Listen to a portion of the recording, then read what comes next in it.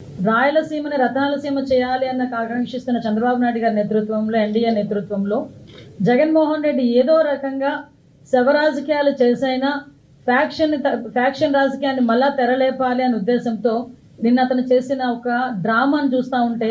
ప్రజలు కూడా ఇలాంటి వాడినే ఇంతకు ముందు 151 సీట్లు ఇచ్చి మనం సీఎం చేశామని సిగ్గుపడే పరిస్థితి కనిపిస్తా ఉంది. ఎందుకని చెప్తున్నానంటే, ఒక కుటుంబ కలహాల నేపథ్యంలో జరిగిన ఒక హత్య, ఇంకా దినకర్మ కూడా ఐ థింక్ ఈ రోజు అనుకుంటా దినకార్యం కూడా, అటువంటి నేపథ్యంలో ఒక బాధితుడిని బాధిత కుటుంబాన్ని పరామర్శించాల్సిన తీరు చూస్తే నిజంగా ఇలాగా పరామర్శిస్తారు? దట్టు ఒక 5 సంవత్సరాలు 151 సీట్లు ప్రజలు ఇచ్చిన సీఎం గా చేసిన వ్యక్తి, అఫ్ కోర్స్ ఆ రోజు అతను చేసిన అన్యాయాలు అక్రమాలు బట్టి సుమారుగా దగ్గర ఇప్పుడు మళ్ళా 11 సీట్లకు పడిపోయిన వ్యక్తి పరామర్శకి వెళ్ళినప్పుడు కూడా 11 సీట్లు వచ్చినా కూడా బుద్ధి రాకుండా